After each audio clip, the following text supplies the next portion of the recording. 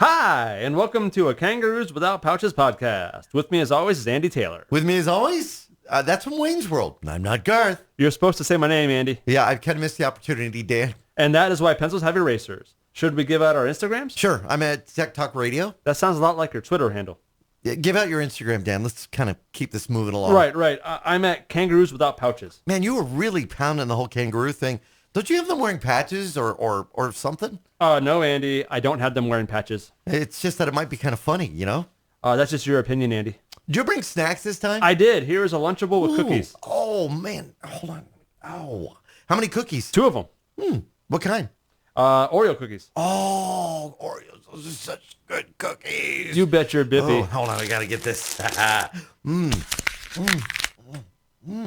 and cheddar. Nice. Andy, you can't eat all 6 crackers now. We're trying to do a podcast. Oh, well, okay. All right. That's right. Let me put them in my studio fridge real quick. Hold on. Okay. Yeah. So are you going to commit to the podcast? Is the podcast about anything yet, Dan? It is. All right. That's a real change. Do tell. So sarcasm is kind of mean-hearted. Dry humor is really funny. Watch. A guy goes to the doctor and says that it hurts when I do this. So the doctor says, stop doing that. That's funny. And not at all mean-hearted. Yeah. We are also doing aware banter. Excuse me? Aware banter? Our conversation is so deep in the present that we are meta. We are actually aware of what's going on. Meta. That's one of those big words you like. Right. That would be apt. You just can't stop at this point, can you? It's an example of aware banter. The Dan Le Batard show? Is it like that? Stugatz. Come on, Dan. Let's keep it clean. His real name is John Wiener. This is all getting very abstract, Dan. You don't like being too smart for the audience, right? No. I just don't want the audience to think that I am smarter than they are. And you're going to be able to accomplish that through dry humor? Yep. I want to dry out sarcasm, make us all a little nicer. Wait, because sarcasm is mean-hearted? Oh, yeah. Sarcasm is anger's ugly cousin. I think I get it. Okay. I agree, Andy. I think you got it. Yeah. And you said abstract, which is a big medium word. 2 syllables make for a medium word, then? Compared to meta. That meta has 2 syllables. But it only has 4 letters. Abstract has 8. That's twice as big. Okay, I see it now. Okay. Do you, Andy? Yeah, let's move this along, Dan. Hey, Andy. Yeah, Dan.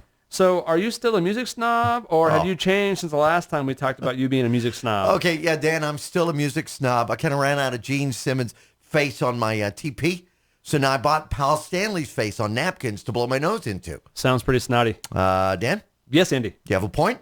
You give me too much credit, Andy. Wow, me having a point. That would be swell. Okay, for crying in the bucket, Dan. I caught a lot of flack last time we talked about that. Why did you go out of your way to confirm that I'm still a music snob? Let me check a script, the script here.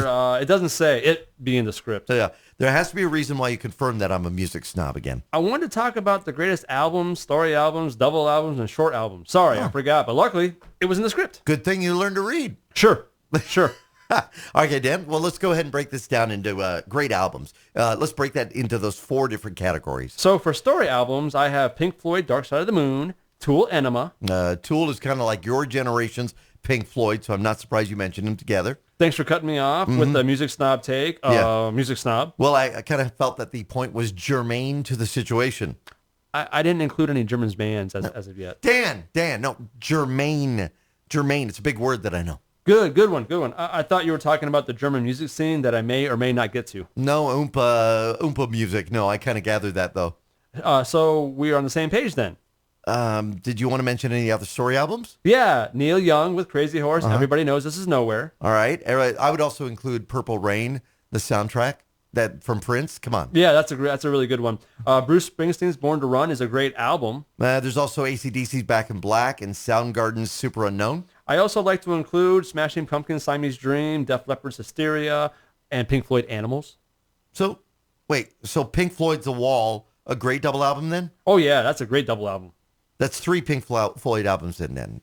They're so good. You can first hear the influence of Wish You Were Here in the Animals album. Oh, I agree. Come on, Pink Floyd used the lead guitar to sound like it was singing. Smashing Pumpkins' Melancholy and the Infinite Sadness is a great double album. So is Tupac's All Eyes on Me. Tupac was awesome. The Beatles' White Album?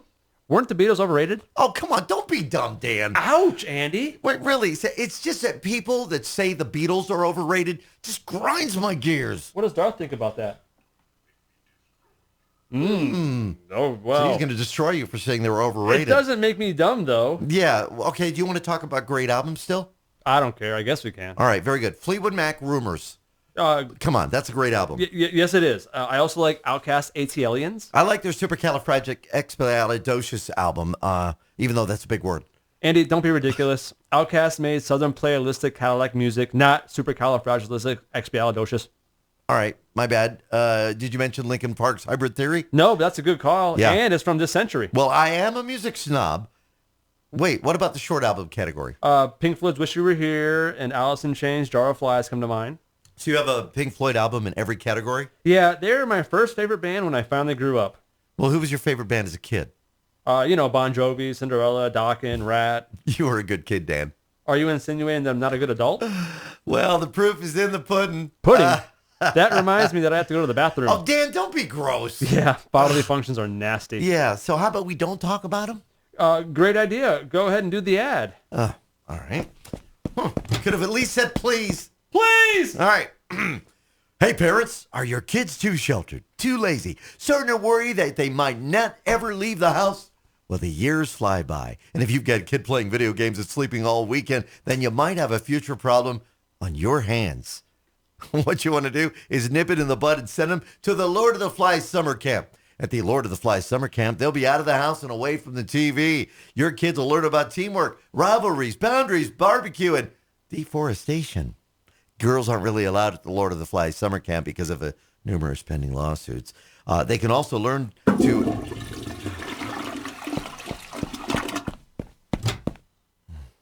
Did you do the Lord of the Flies summer camp ad? Yeah, I never send my kids there, though. Andy, you can't say that about one of our many made-up sponsors. Are you sure, Dan? I mean, I just got done doing the very same thing. What's that? It's my landline. Let me check the caller ID. Who is it? Oh, my God. It's a Royal Navy. Oh, man, they're going to let you have it for not wanting to send your kids to the Lord of the Flies summer camp. You think I don't know that? Right. You knew that. Hello? You are so busted. Yeah, this is Andy Taylor. You should have said that you weren't that guy. Okay. Well, in all honesty, my kids are all grown up. Oh, yeah, they're too old for summer camp. Yeah. I know how promotions work. Prove it. Right now?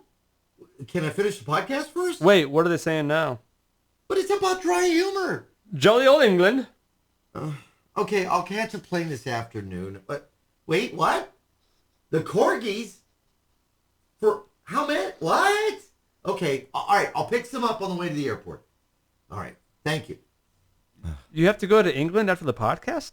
Yeah, it's either that or they hunt me down like Ice-T and surviving the game. You should have said Ralph from Lord of the Flies. That would have been more apt. You already said app, Dan. Very tedious of me. Yeah, I'm kind of bummed, though. Can we end the podcast now? But I have more stuff written, Andy. Fine. I just don't feel very funny right now. So I talked about sports and music, so I figured that the next logical topic is sex. What logic are you referring to? Sex, drugs, and rock and roll, Andy? When did we talk about drugs? Sports are lousy with drugs. Oh, that's right. PEDs. Do you know how long an elephant is pregnant for? I don't know, like 650 days? Wow, I can't believe you knew that. Yeah, well, do you know how much a baby elephant weighs? Yeah, around 200 pounds. Yeah, you can see why the mom is pregnant for so long, knowing the size of the behemoth that's going to be shooting out of her. Now who's being gross? I don't know. Ernie gangrene feet? Did you know that the female bed bugs do not have vaginas? How do they do it then? In bed. Oh, come on. Oh, come on! I had to say the same thing. That would have worked better if I asked where they did it. Good call, Andy. Yeah. So how do bed bugs do it then, Dan?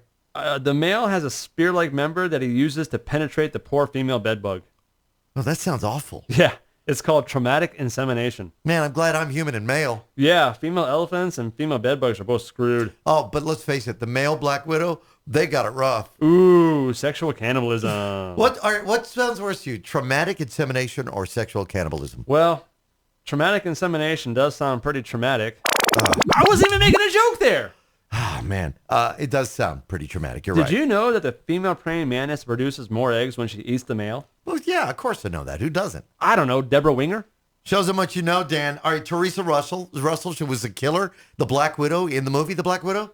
But Deborah Winger has a funnier name. She has a bigger star in 1987, so she got the bigger part. Wow, we learned a lot today. And unfortunately, I don't think we can unlearn any of it. Is it just me, or is it game time now? I guess. What's wrong, Andy? I don't have to go to England after the podcast. I had plans tonight. So what were you going to do tonight, Andy? Stay in America, Dan. You should have said not going to England, Dan. Yeah. You know, this is all made up, so I guess I don't have to maybe go to England, maybe not. Son of a biscuit. It is the British Navy again. It's the British Navy again? Yeah, Okay. it's them. All right, hold on. Bummer. Hello? Wait. Damn it. Hello? If I don't say something, then it's dead air. Yeah. Well, it's just that this is all a script. It's written by Dan. Hey, that's me. Wait, you can't take away my dual citizenship. No, I just don't see why I have to go to England. They're probably mad at you. That's a long way for me to go just because you're mad. Did you want to commit to the podcast? Wait, if I commit to the podcast, I don't have to go to England? That's a great ultimatum. Huh? No. What? No. All right, I'll take the next flight. What? But I already got something for the corgis. Okay, Prince. Wait, Philip, what does he want? Nico's? EG's? Okay, got it. All right. Man, I have to pack, Dan, so let's get this moving along. You really would rather fly to England than to commit to my podcast? Yeah. Fine. Let's play the game then. You upset, Dan? No. Come on, Dan. All right, which game do you want to play? I don't care. The looks like game, I guess. Dan, you got more spunk than that. Come on. I know. All right, well, let's get it going here. Does Paul Rubens look like Pee Wee Herman? Well, yeah, he does. He is Pee Wee Herman. All right, how about Rachel Maddow? Looks like the kid on your Little League Baseball team that only gets to play because of league rules about mandatory playing time. Yeah, they stick her in right field for a few innings. Parents probably made her play. Okay. Does Joe Biden look like the guy that accidentally takes your cell phone because, quote, these things all look the same to me? Of course. He looks like the kind of guy that doesn't know how to work his own cell phone. Well, as a rule of thumb, you want to be 2% smarter than the device that you're trying to manipulate. Okay, makes sense. Does Jim Harbaugh look like the gas station attendant that won't give you directions because, quote, I might not be here next time to help you? Nope. That guy looks like a coach that can't beat the Ohio State University. Oh, burn. Does Urban Meyer look like the replacement postal worker that seems to be better than your regular postal worker? Too vague. All right, Donald Trump looks like the plumber that you hired to drain the swamp. Plumbers don't drain swamps, Andy. Presidents do. Hey, it's what the script says, Dan. Come on. All right. Dan, don't give me any guff. Sorry about all the guff there. Does Rush Limbaugh look like the science teacher that names the frogs that you're about to dissect? I had a science teacher named Mr. Spear, but he didn't look like one. That one counts. Anyways, does James Comey look like he could ruin the FBI but still find a way to be smug about it? Oh, come on. Comey? He also looks like he could commit a crime, not be indicted for it, but still act all exonerated. It being the crime? Yep. How about Rivers Cuomo? Does he look like he could destroy your sweater? Undone. Yep. Does John Wiener look like Stu Gatz? I think it looks like it's time for us to go. Are you, and for you to go to England? Yeah, whatever. Whatever. Well, use Bing, not Google. Duck, duck, go. Did you know that the kids crashed on the island in Lord of the Flies because they were fleeing nuclear war? Pip, pip, cheerio, yep. Perfect.